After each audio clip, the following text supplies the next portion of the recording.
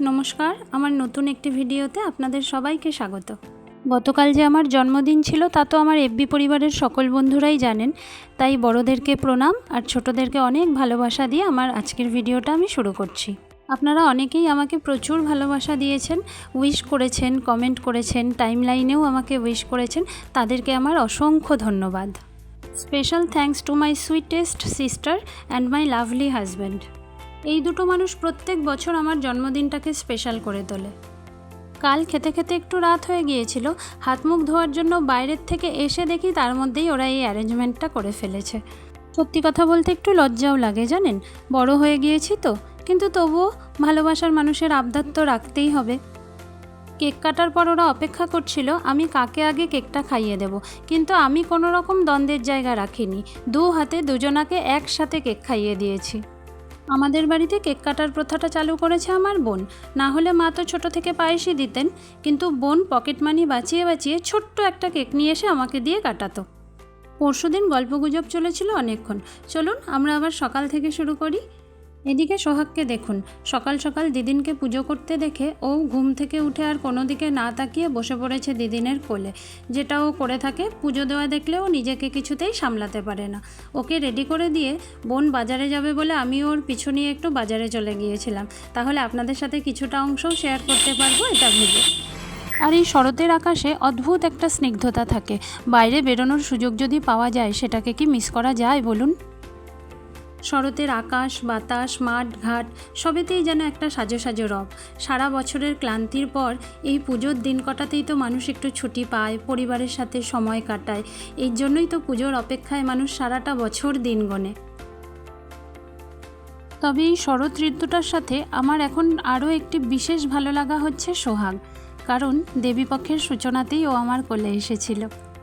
দেখতে দেখতে একটা বছর হয়েও যাচ্ছে আমার ছেলেটার।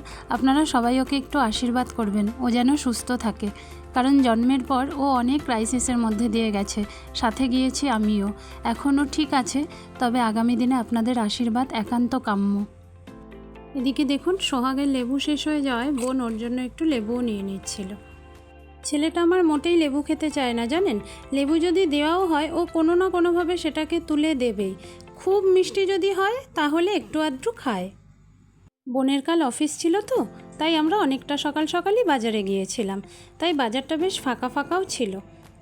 তবে খুব একটা বেশি দেরি করতে পারিনি, কারণ বোনেরও তো বাড়ি ফিরে অফিস যাওয়ার ছিল, আমিও সোহাগকে রেখে গিয়েছিলাম, তাই যতটা তাড়াতাড়ি সম্ভব ততটা তাড়াতাড়ি ফিরে এসেছিলাম। আমরা যখন ফিরছি তখন এই মাঠটাতে দেখছি কত ছেলেপুলে খেলা করছে। এই দৃশ্যটা দেখতে বেশ ভালোই লাগে বলুন, কারণ এখন সকলের স্ক্রিনিং টাইম এত বেড়ে গেছে যে কাউকে খুব একটা খেলাধুলো করতে দেখা যায় না।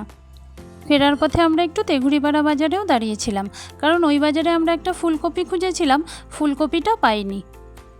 এখানে এক জায়গায় ফুলকপি দেখা হয়েছিল, কিন্তু এই ফুলকপিগুলো খুব একটা ভালো নয়, তাই চলুন একটু অন্যদিকে ঘুরে দেখি পাওয়া যায় কিনা। বাজারে আসলে এই একটা সৌন্দর্য বলুন, চারিদিকে এত রং বেরঙের সবজি, ভীষণ ভালো লাগে দেখতে। বাজারে আসলে আমার সহজপাঠের হাট কবিতার এই অংশটুকু খুব মনে পড়ে। হাট বসেছে শুক্রবারে বক্সিগঞ্জে পদ্মাপাড়ে, জিনিসপত্র জুটিয়ে এনে গ্রামের মানুষ বেচে কেনে, উচ্ছে বেগুন পটল মূলো বেতের বোনা ধামাকুলো। রবি ঠাকুরের এই এক অপরূপ সৃষ্টি, আমাদের দৈনন্দিন জীবনকেও তিনি কী সুন্দর কবিতায় বেঁধে দিয়েছিলেন। এখান থেকে বেরিয়ে বোন গিয়েছিল একটু মাছের বাজারে, মাঝে এই মাসিমণির সাথে দেখা।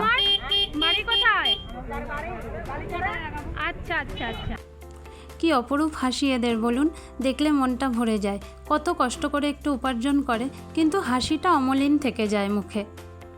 এদিকে বোন খুঁজে চলেছে ইলিশ মাছ, এটা আমার জন্মদিনের একটা স্পেশালিটি, কিছু থাকুক না থাকুক ইলিশ মাছটা থাকবেই।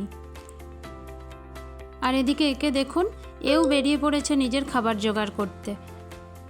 ভগবান পৃথিবীর সমস্ত প্রাণীর মধ্যেই একটা নিয়ম বেঁধে দিয়েছেন, সেই নিয়মটুকু মেনে তার নিজের খাবারটুকু তাকে নিজেকেই জোগাড় করতে হবে, না হলে জীবন কিছুতেই চলবে না। এদিকে ফেরার পথে রাস্তায় হয়েছিল অভির সাথে দেখা, ও বলল ওকে একটু স্টেশনে ছেড়ে দিয়ে আসতে, তাই বোন আমাকে নামিয়ে দিয়ে ওকে গিয়েছিল স্টেশনে ছাড়তে। ওরা চলে যাওয়ার পর আমি একা একাই হাঁটতে হাঁটতে বাড়ি ফিরছিলাম। চলুন তাহলে ভিডিওটা এখানেই শেষ করছি। দ্বিতীয় পার্ট আসছে, কারণ এত কিছু বাজার করা যখন হয়েছে কিছু না কিছু অ্যারেঞ্জমেন্ট তো আছেই, সেটা আগামী ভিডিওতে আপনাদের সাথে শেয়ার করব। আজ তবে এটুকুনি, দেখা হচ্ছে নেক্সট একটা ভিডিওতে। টাটা।